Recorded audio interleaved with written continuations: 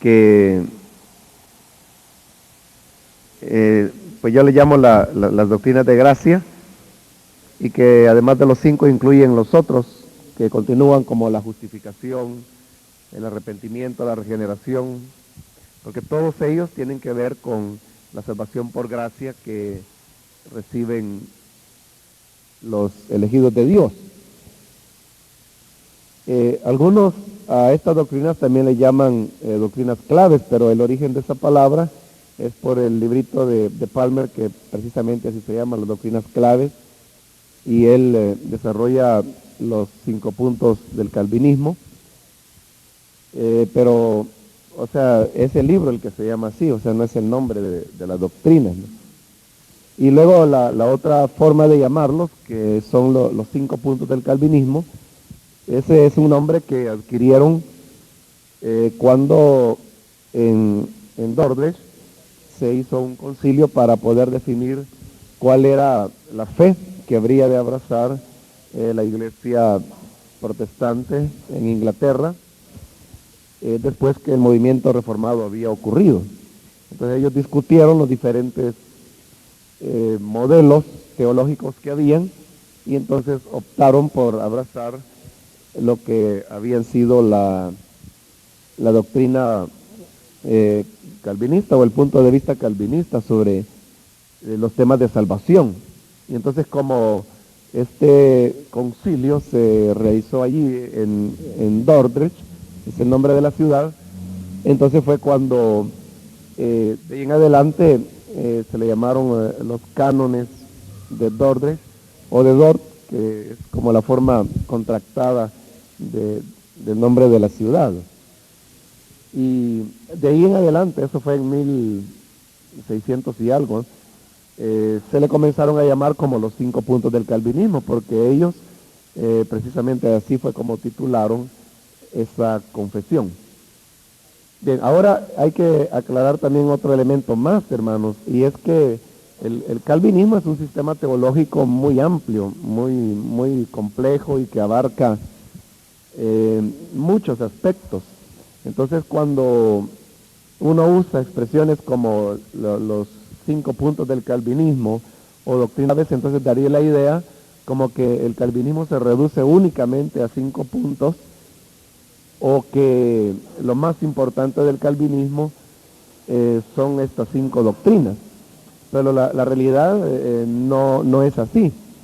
Es verdad, hermano, que todo el punto de partida, por lo menos pues hasta donde yo he logrado entender el calvinismo, todo el punto de partida es precisamente eso, la concepción del hombre, tal como lo vamos a ver ahora, en su situación de depravación total. Pero la cuestión es que sobre esa base, digamos, lo que podríamos llamar los 5 puntos del calvinismo, siguiendo pues una secuencia lógica, lo que Calvino hace es que comienza a extender las consecuencias de esa doctrina, y total de que él va creando así un sistema muy grande, que incluye no solo la iglesia, las ceremonias, estas doctrinas, sino que va aún más allá y toca elementos como la cultura, la política, política interna, política internacional, las guerras, los magistrados, formas de gobierno, total que es una cuestión amplísima, ¿no? Entonces, lo que se llama calvinismo es todo eso, o sea, toda esa concepción que incluye elementos escatológicos, y por las mismas concepciones escatológicas que tiene el calvinismo, ellos visualizan la función de la iglesia en la tierra de una manera diferente a como nosotros la visualizamos.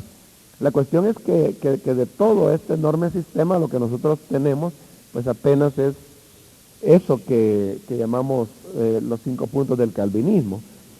Ahora, como eso simplemente es una pequeña parte, una parte muy pequeña, el problema es cuando alguien viene y dice, nosotros somos calvinistas. Eso es mentira. O sea, nosotros no somos una iglesia calvinista, sino que tenemos ciertos elementos del calvinismo, que vendría a ser pues como una parte muy mínima de lo que es el sistema que se conoce propiamente como calvinismo.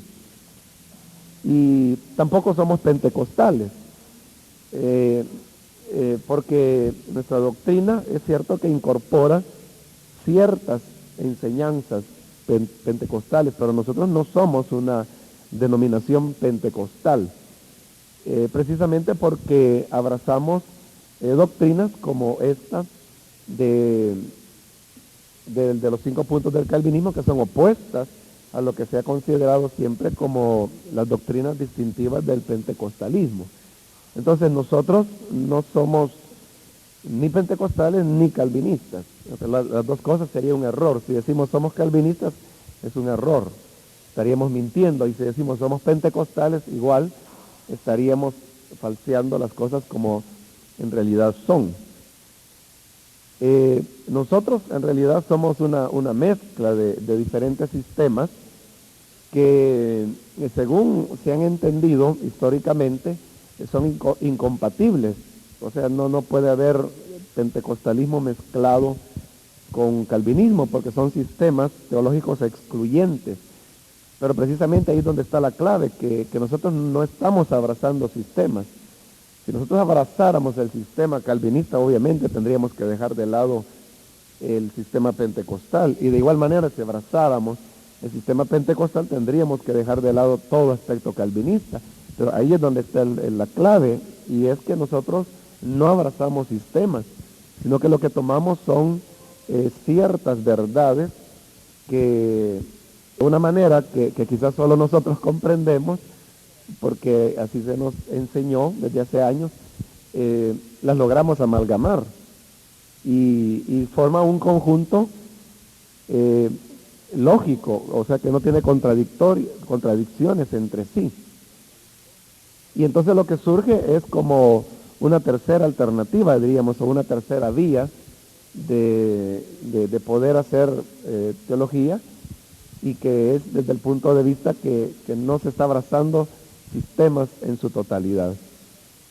Por supuesto que en este trabajo, hermanos, queda mucho por hacer, pero yo diría que evaluando las cosas y nuestras doctrinas, nosotros tenemos más de pentecostales que de calvinistas. O sea, de calvinistas es una mínima expresión lo que tenemos, pero más, o sea, no somos, ya dije, una iglesia pentecostal, una denominación pentecostal, no lo somos, pero tenemos más de pentecostales que de cualquier otra cosa. Entonces, esto, hermanos, solamente como una aclaración, porque muy frecuentemente pues se oye esa cuestión, ¿no?, de que somos calvinistas, y no es verdad, o sea, no lo somos. Y tampoco somos pentecostales, porque tenemos doctrinas, como ya dije, que no son parte del sistema teológico pentecostal. Pero vamos entonces a partir ahora, hermanos, con el primero de los puntos, como es el que se llama la depravación total. Para mí, hermanos, este es el punto fundamental. O sea, el que entiende esto, ya entendió todo. Y el que no entiende esto, no va a poder entender los otros puntos que continúan, porque los otros son simplemente la consecuencia lógica de esta verdad. Entonces, si uno entiende esto, solamente se necesita tener sentido común para poder entender los otros 4 puntos que continúan. Por eso es bien importante, hermanos, comprender esto y que no quede ninguna duda sobre este tema. Cuando Dios creó al hombre, como la Biblia lo dice, lo creó a su imagen y a su semejanza.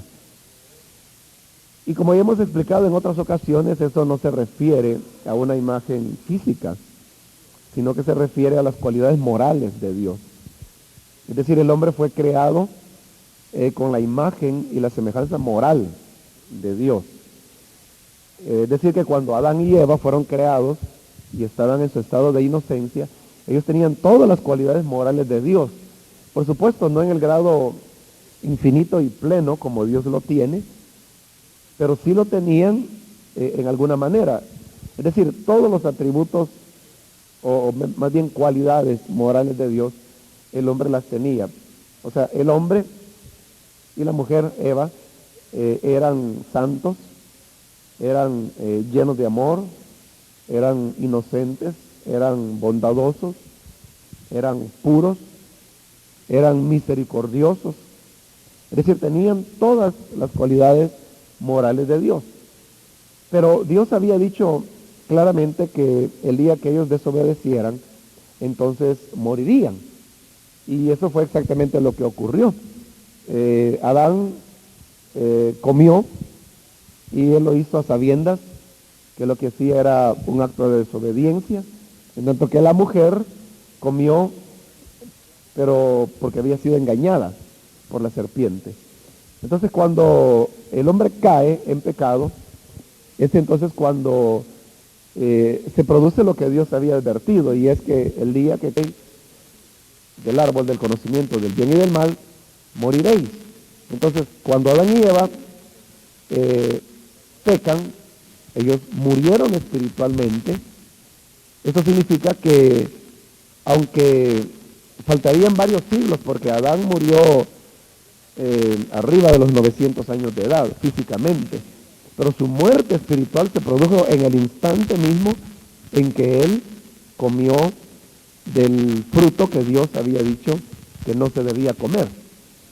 Entonces, ahí entró la muerte y el pecado pasó así a todos los hombres.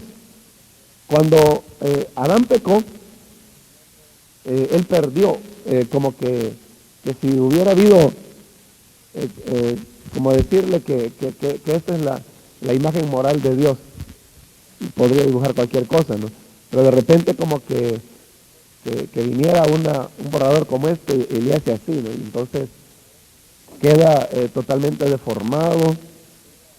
Algunos rasgos todavía se conservan, pero otros son desechos. Eso fue lo que ocurrió con la imagen moral de Dios en el hombre, como que si la mano del pecado pasó, la deformó, y entonces aunque en el hombre quedan ciertas chispas de lo que fueron las cualidades morales que al principio el hombre tuvo, no obstante, en su mayor parte esa imagen se perdió de manera absoluta. Ahora, Adán y Eva todavía no habían tenido hijos cuando fue la caída. Posteriormente ellos son expulsados del Edén y ya caídos, muertos espiritualmente, es que Eva concibe, nace el primer hijo que es Caín, posteriormente nace Abel. Pero estos hijos que nacen van heredando la naturaleza caída, la naturaleza pecaminosa que Adán y Eva habían adquirido por causa de su desobediencia.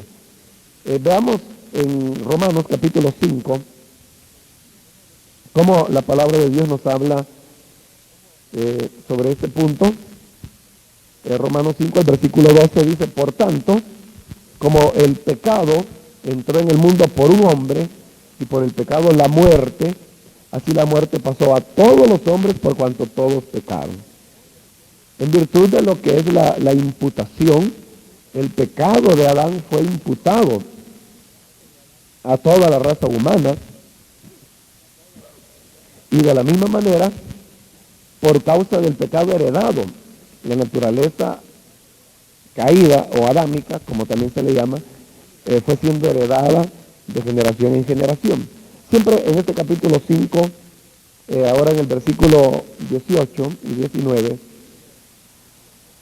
dice: así que, como por la transgresión de uno vino la condenación a todos los hombres, de la misma manera por la justicia de uno vino a todos los hombres la justificación de vida.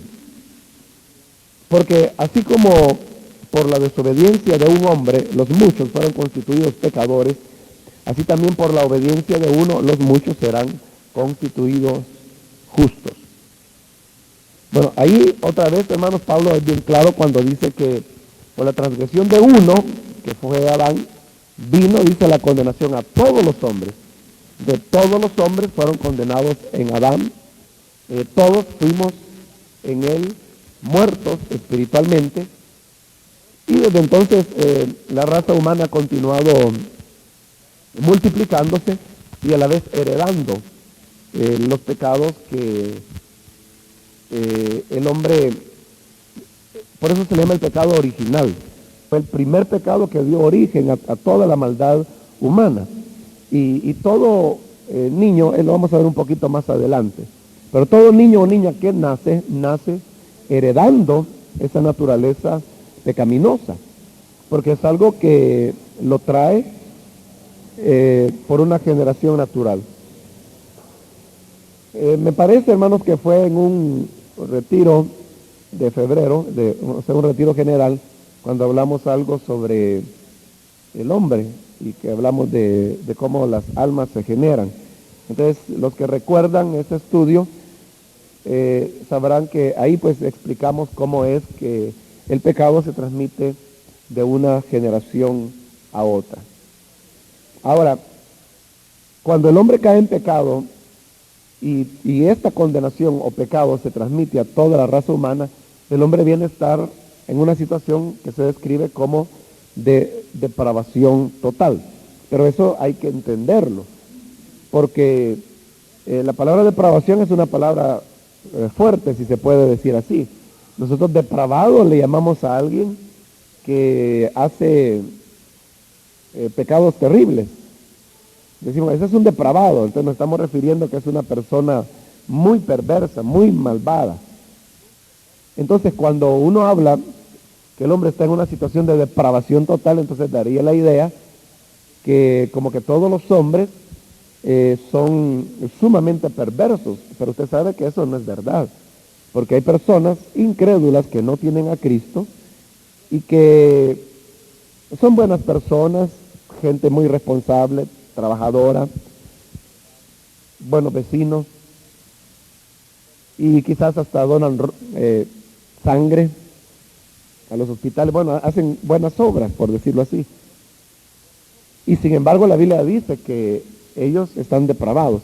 Entonces lo que hay que hacer es entender entonces qué queremos decir con el término depravación total.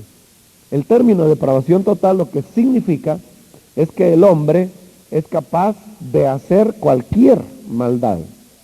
Eso significa que el hombre es capaz de hacer cualquier maldad. Pero no significa que todos los hombres hagan toda la maldad de la cual son capaces de hacer. O sea, el hombre, repito, es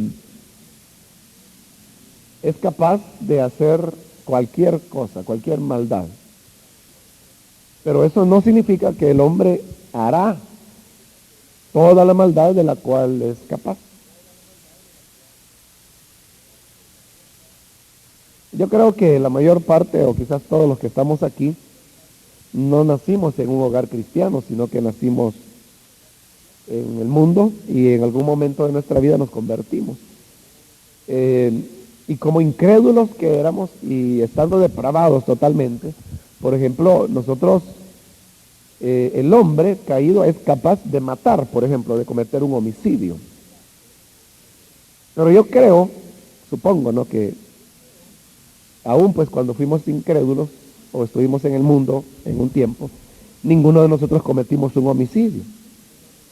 Tal vez teníamos otras clases de pecados, manifestaciones de maldad, pero quizás no cometimos un homicidio.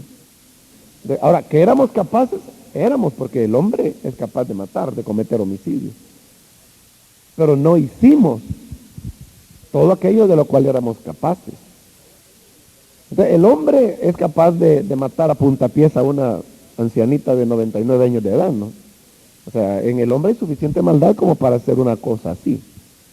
En el hombre hay suficiente maldad como para violar a un bebé de 1 año de edad, ¿no? Y se han dado casos de ese tipo, ¿no? Entonces, aunque el hombre es capaz de hacer todo eso, no significa que todos los hombres harán aquello de lo cual son capaces. Cada quien tiene sus manifestaciones de pecado, lógicamente.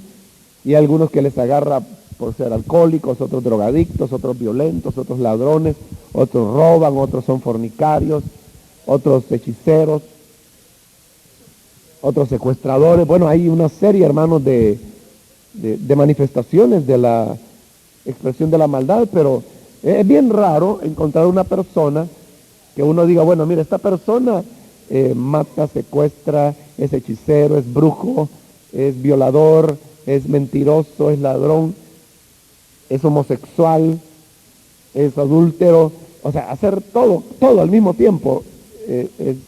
O sea, yo no digo que no haya alguna persona que pudiera hacer todo eso, es posible, ¿no? Porque el hombre es capaz de todo. Y uno siempre se asusta, hermano, o sea, la maldad del hombre excede la capacidad de nuestra imaginación. Porque cuando uno oye de barbaridades que el hombre hace, uno dice, hombre, pero, o sea, yo entendía que el hombre es perverso, pero nunca pensé que se podía llegar a estos niveles de perversidad. O sea, y ya hay cuestiones inconcebibles. Hace quizás más de un año, no sé si se recuerdan de una noticia de una niña que era violada por su padrastro, por el abuelo de ella y por un vecino. Y los tres estaban en el acuerdo. Y era una niña como de 5 años de edad, algo así. Entonces, vaya, uno en su mente, uno sabe, vaya, el hombre está bien, es depravado, ¿no? O sea, es capaz de hacer cualquier maldad. Pero llegar, hermano, a una barbaridad como esa, y pueden haber cosas peores, ¿no? Pero, por ejemplo, a uno, pues, que dice uno, y entonces, ¿estos son hombres, son animales o qué, verdad? Entonces, por eso le digo, la imaginación se queda corta ante la perversidad o la maldad que el hombre puede cometer.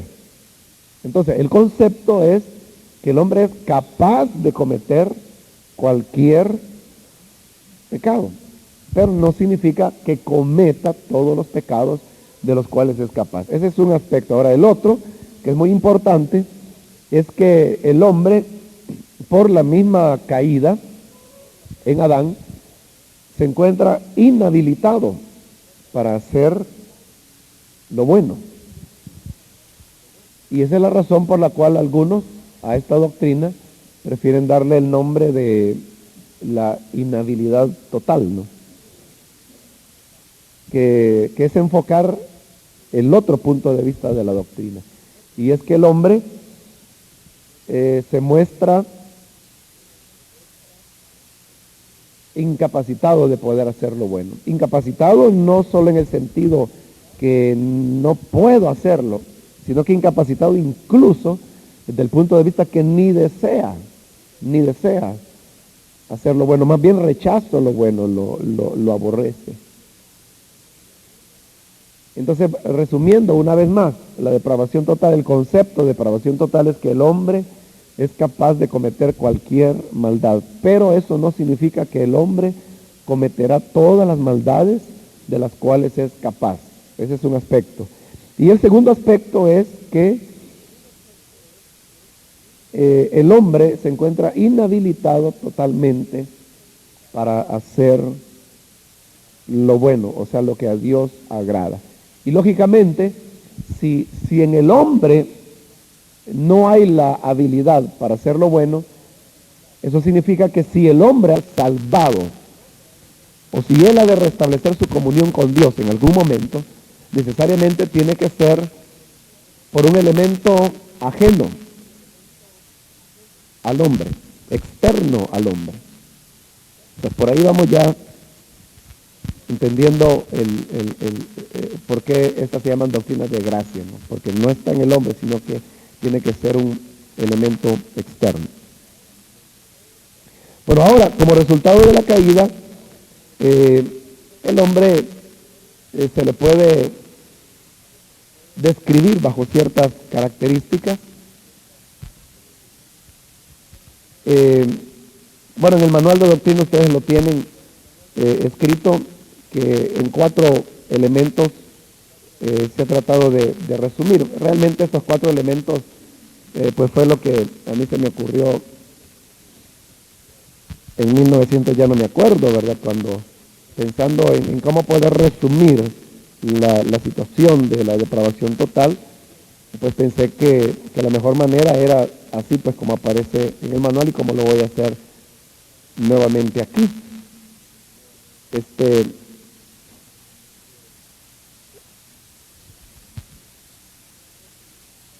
No significa que sea la única forma de hacerlo, ¿no? O sea, le digo, es la forma como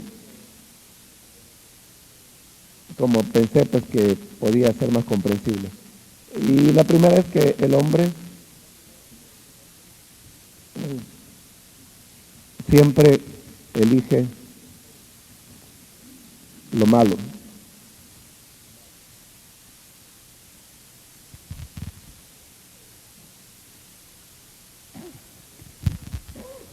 Que es una de las características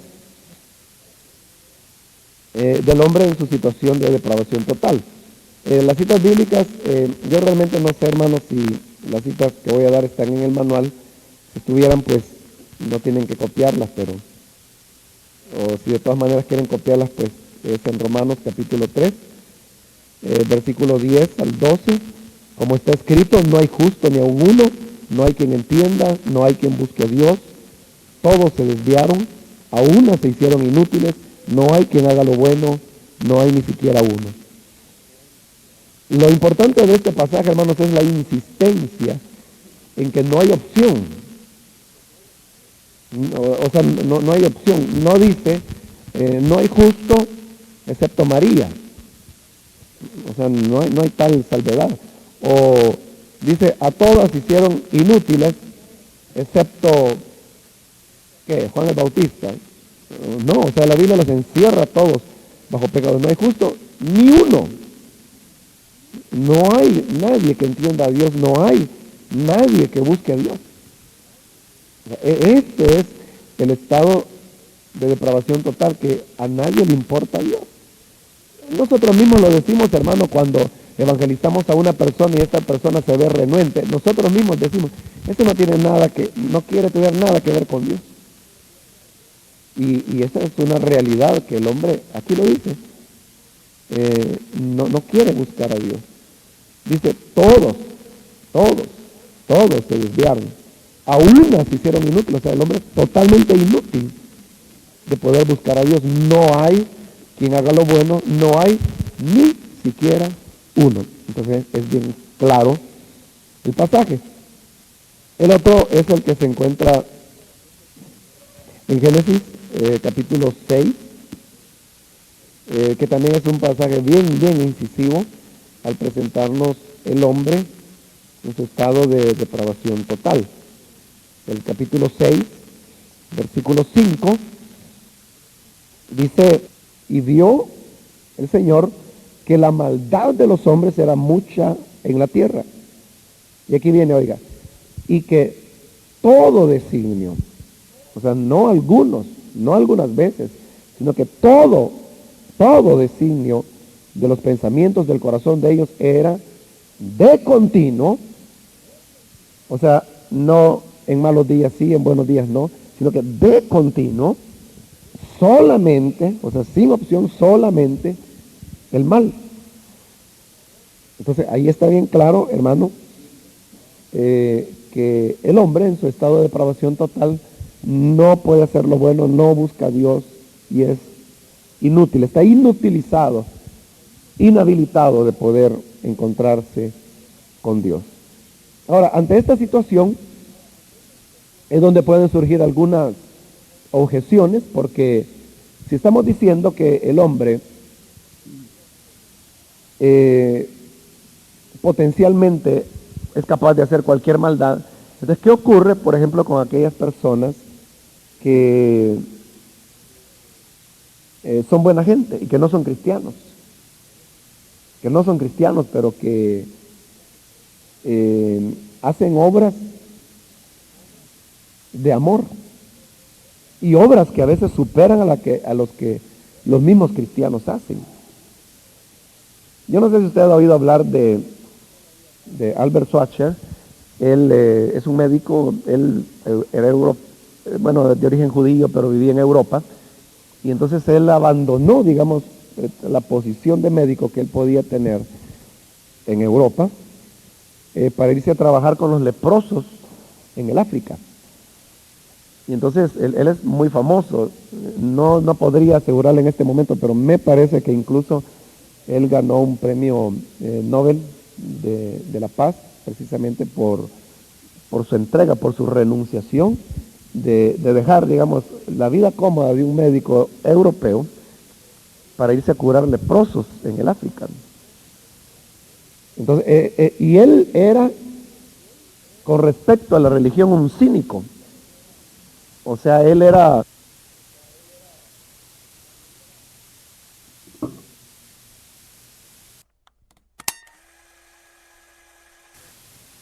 veía con cinismo a la religión, o sea, que no era cristiano, definitivamente no lo era. Pero entonces, ¿cómo, si estamos hablando que el hombre, o volviendo a los pasajes que hemos citado, que el hombre, sus pensamientos son solo de continuo al mal, entonces, ¿cómo se explica que un hombre no regenerado, como este que le estoy diciendo, tiene de momento un pensamiento que no es al mal, sino que en este caso es humanista, si usted quiere llamarle así, pero de ir y de ayudar a la gente que la lepra se los está comiendo en el África y no hay nadie que haga nada por ellos, ¿no? ¿Es ese un pensamiento malo o no? Y así como este ejemplo que yo he puesto, pudieran existir otros casos y tal vez personas que usted conoce, que son excelentes personas, muy, muy buenos, muy entregados a las causas humanitarias y que tratan de servir a la gente. Y como le digo, que a veces hasta hacen cosas que ni los cristianos hacemos. Que ni los cristianos hacemos. Entonces, ¿cómo explicarlo? O sea, ¿cómo compaginarlo cuando la Biblia dice que el pensamiento del hombre es de continuo al mal? Entonces, si es de continuo al mal, ¿cómo es que a veces el hombre sí puede pensar en algo bueno? Bueno, aquí es donde viene una serie, hermano, un grupo de cosas que deben ser consideradas. Y es que lo que estos hombres hacen, aparentemente son buenas obras. Por ejemplo, lo que hace la Cruz Roja es bueno, es una buena labor, ¿no? O tantas organizaciones que hay de las Naciones Unidas, como la UNICEF, esta organización que hoy está comenzando a venir a Centroamérica, CARE, que toma cuidado también sobre todo de los niños, les provee alimentación, salud, educación. Entonces son cosas buenas. Obviamente que dentro de esas organizaciones algún cristiano ha de haber, pero o sea, no son, ese es el punto, no son organizaciones cristianas, sino que son organizaciones totalmente seculares. Entonces, la cuestión viene a ser que, aunque eso parece ser buena obra, sin embargo, no todo lo que parece ser una buena obra es una buena obra. Entonces Lutero decía que había por lo menos 3 condiciones para que una obra fuera considerada buena obra a los ojos de Dios. Entonces, lo voy a poner aquí y luego lo voy a borrar. Pero la primera condición es que esa obra tiene que ser producto de la fe.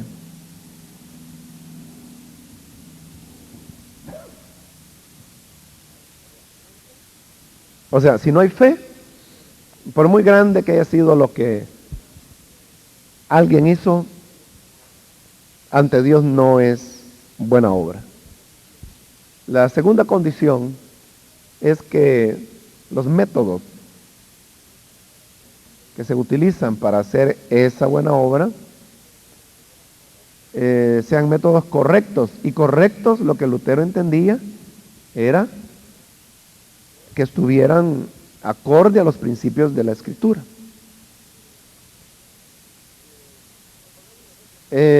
Por ponerle un ejemplo muy extremo, ¿verdad? Pero que sirva como ejemplo. Por ejemplo, Pablo Escobar, el famoso narcotraficante colombiano, el pueblo, sobre todo la gente de estratos populares, lo quería mucho a él. porque él les regalaba escuelas, les construía escuelas, llevaba regalos en Navidad a los niños, pero eran docenas de miles, si no cientos de miles de juguetes que él iba y repartía en los barrios pobres. Entonces, él se puede decir, bueno, que venga alguien y construya una escuela donde no hay, eso, y bueno, incluso él llegó al punto que construía viviendas y se las regalaba a personas que no tenían casa para vivir. Entonces, ¿eso es bueno? Sí, es bueno. El problema es que ese dinero, ¿de dónde venían? Entonces, el método que estaba utilizando no era el correcto. Como le digo, ahí le estoy poniendo un caso extremo, ¿no? Pero que sirva de ilustración para comprender el concepto. Y la tercera condición que Lutero mencionaba es que la obra se hiciera para la gloria de Dios.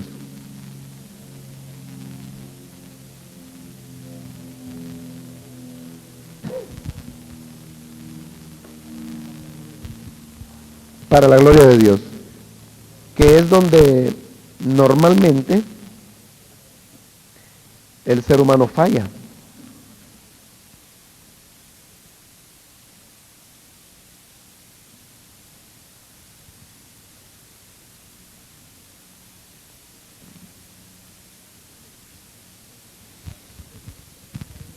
Entonces, para Lutero, una buena obra era aquella que cumple estas tres condiciones. Ahí es donde nosotros podemos juzgar. Hablemos, por ejemplo, de Flavián Mucci allá en Sonsonate, ¿no? Y ¿qué es lo que no ha hecho ese hombre? O sea, es más fácil decir qué es lo que no ha hecho que todo lo que ha hecho. Pero la cuestión es, ¿realmente lo ha hecho él? O sea, él no lo hace en realidad. Y tampoco él dice, bueno, aquí está mi dinero, hagamos un albergue para niños. Él no lo hace. Él lo que hace es que hace un desayuno en algún hotel, invita a gente rica, les propone la idea y dice, si ustedes me apoyan, pues aquí forma una directiva que se va a encargar del orfanatorio y ahí ustedes vean cómo consiguen socios para financiar eso, y es todo lo que hace. Claro, el mérito llega a ser de él, pero ¿y él qué hizo? O sea, eso cualquiera de nosotros lo podemos ir a hacer, ¿no? Entonces, lo que él hizo, el producto de fe no puede ser, porque estamos hablando de una persona no regenerada. Métodos correctos, bueno, lo que él hace no es ilegal, ¿no? O sea, no se puede decir que él esté cometiendo una ilegalidad o esté haciendo algo incorrecto, es correcto lo que él hace. Pero para la gloria de Dios, ahí habría que cuestionárselo, ¿no? Porque cuando ya lo nombran hijo meritísimo, o cuando, bueno, él es toda una personalidad allá en el occidente, ¿no? Que le han regalado frecuencias de radio, y por poco le regalan el Canal 8, ¿no? El que nosotros compramos con nuestro impuesto y ni nos preguntaron qué se podía hacer con ese canal, ¿no? Que vino parada en la Iglesia Católica, pero se le iban a dar originalmente a él, aunque es él el que está haciendo los esfuerzos por comprar el equipo, aunque no se lo dieron a él, se lo dieron al arzobispado, ¿no? Pero es él el que está desde hace ya un par de años en una campaña para reunir los millones que cuesta poner un canal y poner el equipo. Obviamente que al ponerlo él va a tener una tremenda participación en el Canal 8. Pero entonces, ¿realmente se estará persiguiendo eso? O cuando aparece el representante de ventas del grupo de no sé qué empresa, entregando un donativo colones para el orfanatorio de no sé qué, y salen ahí en primera plana. Entonces, ¿será para la gloria de Dios? Entonces resulta que lo que aparentemente es buena obra, al final resulta que no lo es, porque falla en algunos de estos aspectos. Ahora, ¿es así porque Lutero lo dice o porque la Biblia lo establece? Bueno, vamos a ver si lo que Lutero dice tiene sustentación bíblica. Por ejemplo, Romanos capítulo 14, el versículo 23, dice, Pero el que duda sobre lo que come es condenado porque no lo hace con fe. Y aquí viene lo importante. Todo lo que no proviene de fe es pecado. O sea, todo aquello que no tiene como base la fe es pecado. Es lo que está diciendo aquí Lutero, ¿no? Que una buena obra para ser aceptada por Dios debe ser producto de la fe. Y si no hay fe, es pecado. Y eso no lo dice Lutero, eso lo dice la Escritura, ¿no? Entonces cualquier persona que haga algo, fíjese, solo nosotros, solo los cristianos, solo los nacidos de nuevo, somos los que estamos, ¿cómo le diría?, en la capacidad de hacer verdaderas buenas obras, solo nosotros. El incrédulo no, porque el incrédulo no tiene fe. Bien, otro pasaje en el profeta Isaías, capítulo 59.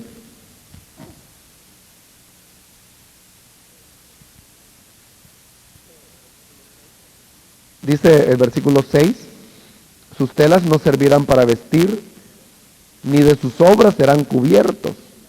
Sus obras son obras de iniquidad y obra de rapiña está en sus manos. Nuevamente ahí, en este caso Isaías está demostrándonos que lo que el hombre llama buenas obras no siempre son buenas obras. Por eso es que dice sus telas, cuando habla de sus telas, se está refiriendo a las obras con las cuales el hombre quiere cubrir su pecado. Entonces dice, sus telas no servirán para vestir, o sea, las supuestas obras buenas que el hombre hace no van a cubrir su injusticia, ni de sus obras serán cubiertos, ahí lo dice más claro. Sus obras son obras de iniquidad y obra de rapiña está en sus manos. Entonces, lo que Dios ve es que lo que el hombre llama buenas obras, él lo cataloga como obras de iniquidad, porque no cumplen las condiciones que hemos mencionado. Bueno, voy a borrar esto, hermano, para continuar con el primer punto que estamos mencionando, y es que el hombre siempre elige lo malo. Ahora, esta elección que el hombre hace de lo malo es una semilla que el hombre trae en sí. No se trata que el hombre la aprende por vía del ejemplo. Cuando ve a otros hacer mal, y entonces el ejemplo le enseña a ser malo, no, sino que es algo que ya viene como una semilla dentro del corazón humano.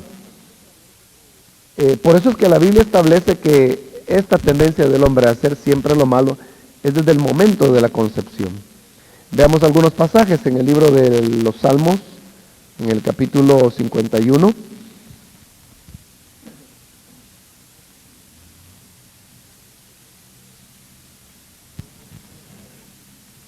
El versículo 5 dice, he aquí, en maldad he sido formado y en pecado me concibió mi madre. Bueno, este pasaje lo importante es que está hablando desde el momento de la concepción. Y David decía, en maldad he sido formado, en pecado me concibió mi madre. Y cuando dice en pecado me concibió, no es porque David hubiera sido el producto de un adulterio que su madre hubiera cometido, o de una violación, o de una fornicación, no, sino que ella estaba casada y era un hijo legítimo, por lo tanto no había pecado, porque eran esposos. Pero cuando dicen pecado me concibió mi madre, está hablando de la herencia, del pecado que viene desde Adán. Entonces aquí ni siquiera está hablando, hermano, de un niño recién nacido, ni siquiera está hablando de un feto, sino que está hablando de un embrión, o aún ni siquiera de un embrión, sino que está hablando de un óvulo fecundado, que es realmente de lo que él está hablando, porque habla de la concepción. En pecado me concibió mi madre, pero en el momento mismo de la fecundación del óvulo, estaba en pecado, dice David. Siempre en el libro de los Salmos, veamos ahora el número 58.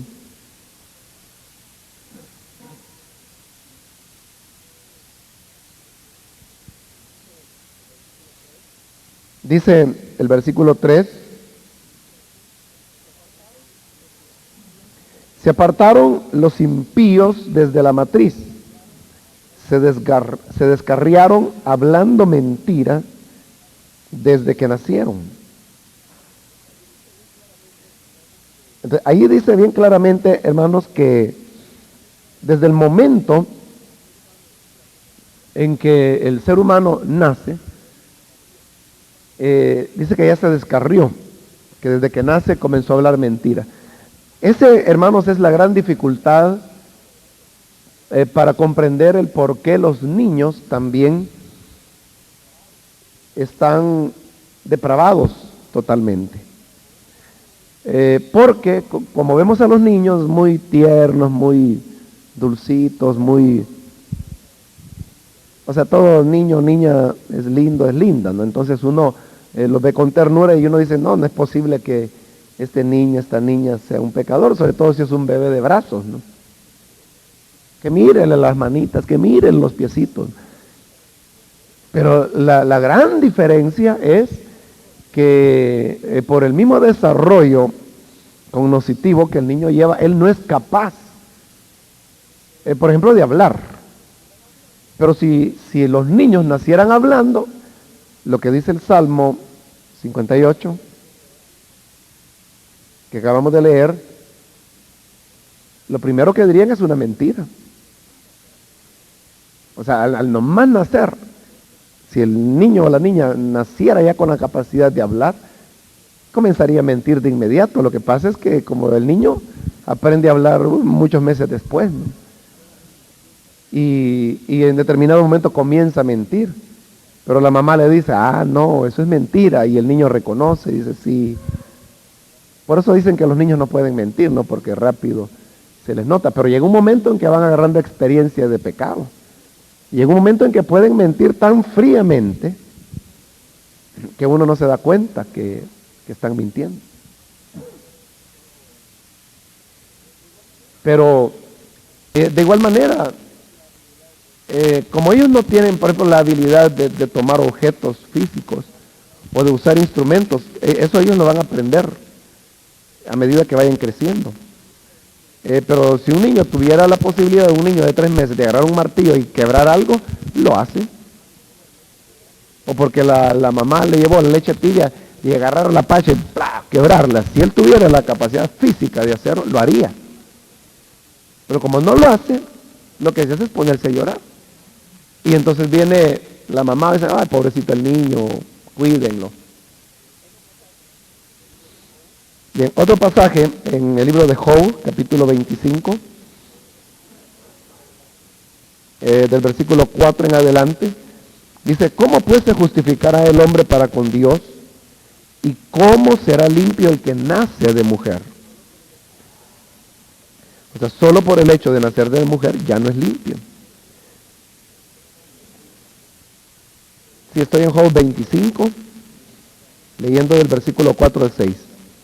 Dice el 5, he aquí que ni aún la misma luna será resplandeciente, ni las estrellas son limpias delante de sus ojos, cuanto menos el hombre que es un gusano, y el hijo de hombre también gusano. O sea, así como el adulto es un gusano, el hijo que nace del hombre es un gusano. Hablando moralmente, por supuesto, ¿no? Que es a lo que ahí se está refiriendo. Entonces, esta tendencia del hombre a elegir siempre lo malo, siempre que al hombre le den a elegir entre lo bueno y lo malo, siempre hará lo malo. Y cuando escoge lo bueno, lo hace por motivos erróneos, sin fe, o por motivaciones egoístas y no para la gloria de Dios. Y por lo tanto esas obras que que aparentemente, externamente se ven buenas, resultan no ser buenas obras. Bueno, nos vamos a detener hasta aquí, hermanos, porque ya terminó el tiempo para esto, pero vamos a continuar la siguiente semana, Dios mediante. Pero si hay alguna pregunta, hermanos, sobre lo que hemos hablado, pueden aprovechar ahora para aclarar cualquier duda y luego continuamos.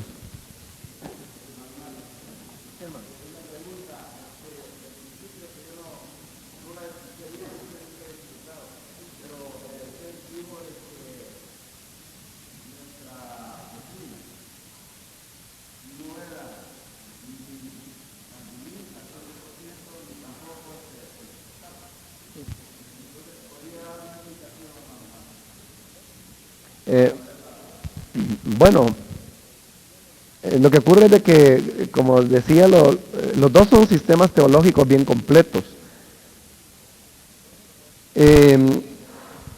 Por ejemplo, hablando del calvinismo, algunas características, porque le soy sincero, ni yo conozco totalmente el sistema calvinista, es demasiado grande. Pero bueno, están las doctrinas de gracia, que son las que estamos mencionando y que es la parte que nosotros hemos abrazado. Pero por ejemplo, el calvinismo no es dispensacionalista.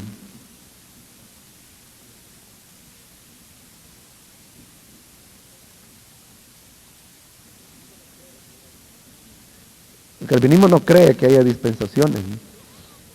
Otra característica es que es un sistema teológico sacerdotalista.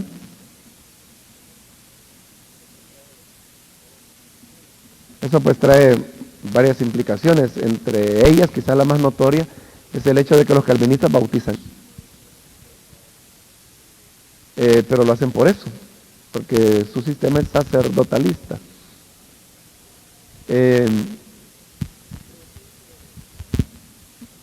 Le decía que como el calvinismo es un sistema muy amplio, que incluye, por ejemplo, política interna de los países y política externa, pero en cuanto a política externa, el calvinismo es un sistema a favor de la intervención. O sea, es intervencionista. O sea, él está a favor, el calvinismo es un sistema que está a favor que terceros países intervengan en conflictos que se dan entre naciones. Que por ejemplo de eso es algo que incluso pues las Naciones Unidas lo ha condenado, el intervencionismo. Por el mismo hecho de que no es dispensacionalista, el calvinismo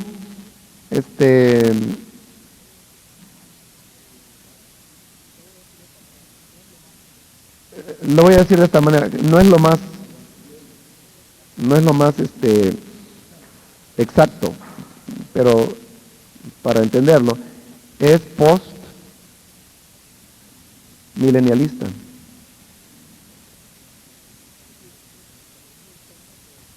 Es decir, el calvinismo enseña que ellos de plano no creen en el rapto, no creen que la iglesia será raptada. Ellos creen que Cristo va a venir por segunda vez a la tierra, pero después del milenio. Y el milenio, para ellos, es el producto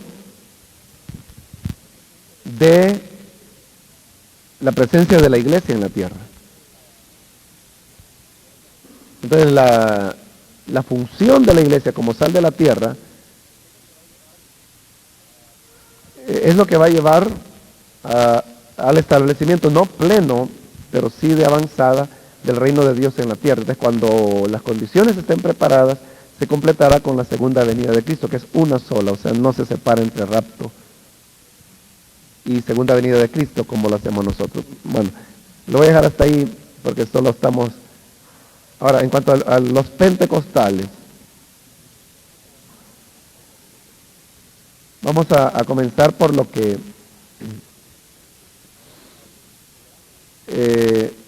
es característico de ambos. Aquí ya dijimos que lo que hemos tomado del calvinismo es tan solo esto, el primer punto, todo lo demás no. Ahora, los pentecostales, digamos la característica por la que se les conoce más es por, pongámosle, el mover sobrenatural. El hablar en lenguas, orar por los enfermos, dones, profecía. Esto es lo que nosotros tenemos del pentecostalismo. Pero el pentecostalismo es, por definición, arminiano. Y ahí comienzan ya las diferencias, ¿no? El pentecostalismo es dispensacionalista y ahí estamos bien.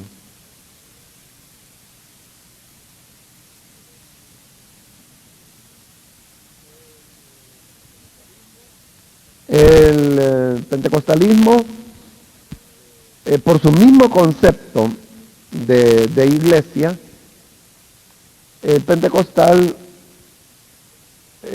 ¿cómo podría decir? Se sustrae, o no se sustrae, sino que tiene una tendencia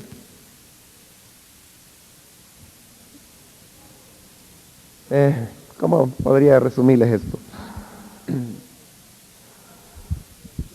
Lo voy a decir, el pentecostalismo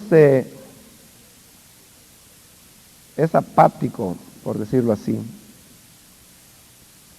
apático a su entorno,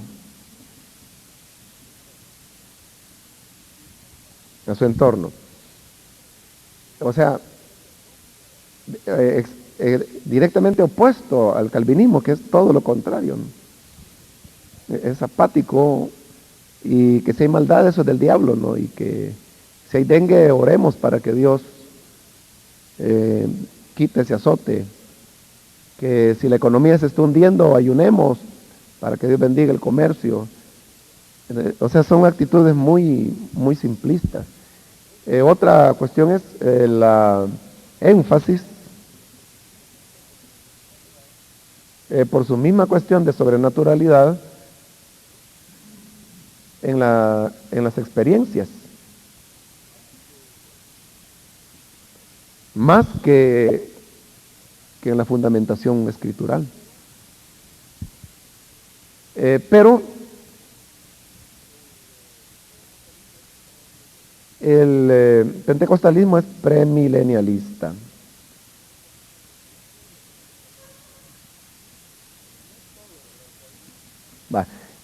No es todo, ¿verdad? O sea, ahí estoy poniendo lo que en este momento me recuerdo. Pero entonces, vaya, ¿qué es lo que nosotros hemos adoptado del calvinismo? Las doctrinas de gracia. El no dispensacionalismo, no. El sacerdotalismo, no. El intervencionismo, no. El postmilenialismo, por lo menos en la forma en que Calvino lo plantea, no. Entonces, nosotros solamente tenemos este aspecto. Ahora, en cuanto al sistema teológico pentecostal que hemos adoptado, primero, el mover sobrenatural de Dios. Arminianos, no somos. El dispensacionalismo, sí, lo hemos adoptado. Apáticos al entorno, aquí vienen ya las diferencias de enfoque, ¿no? Porque antes de 1995, sí, el IM era una misión apática absolutamente, ¿no? Y algunas veces está instrumentalizada, ¿no? Algo pues que hoy se está tratando de cambiar, pero no es algo, o sea, la idea es separarnos de esto. Énfasis en las experiencias es otra cosa, que también estamos en esa lucha de separarnos de eso. Y premilenialista, sí, también lo tenemos. Por eso le digo, solo acá usted puede notar que hay más puntos de coincidencia con el sistema pentecostal que el calvinismo. Por eso yo decía, no somos ni lo uno ni lo otro, como se puede ver aquí claramente, pero ahora usted puede entender por qué yo decía que somos más pentecostales que calvinistas. O sea, tenemos más de iglesia pentecostal que calvinismo. Aunque hoy hay pues ya nuevas corrientes como lo que han dado en llamar el neopentecostalismo, ¿no? Que pues es ya una cosa diferente. Entonces no sé si ahí aclaro un poco mejor, hermano, su inquietud.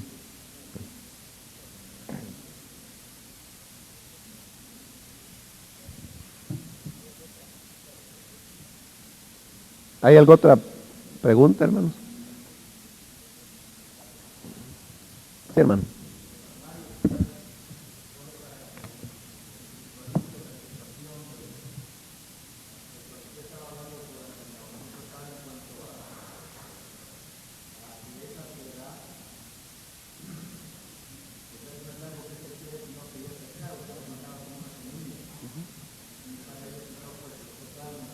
Usted se puso en pie y manifestó que no se podía afirmar, sino que lo que usted podía decir, o más bien lo que usted dijo fue que lo que podía ver era la posibilidad o la esperanza, basándose en el pasaje de Primera de Corintios 7. ¿No?